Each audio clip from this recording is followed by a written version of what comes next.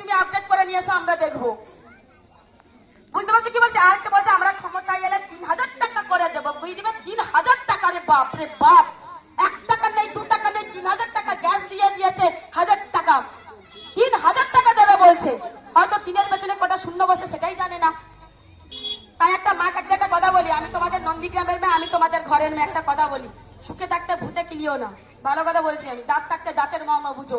মমতা বন্দ্যোপাধ্যায় যতদিন থাকবে, তৃণমূল কংগ্রেস যতদিন থাকবে, ততদিন তৃণমূলের প্রকল্প আপনার বাড়িতে ঢুকবে। আরেকটা ছোট্ট কথা বলি, একটা ছোট্ট কথা বলে আমি শেষ করছি।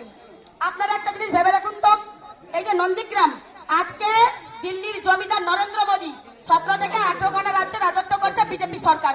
বাংলাটা দখল করতে পারেনি বলে জানেন 2024 সালে আসন সংখ্যা কমে যাওয়ার জন্য বাংলাকে সবকিছু থেকে বঞ্চিত করে দিয়েছে, সবকিছু থেকে বঞ্চিত করেছে। কোথায় বিজেপি নেতা আমার গলার আওয়াজ যদি শুনতে পেয়েছে বলুন যে বিজেপি দিয়ে গেছে, আমি নখ খত দেবো এখান থেকে, নখ খত দেবো।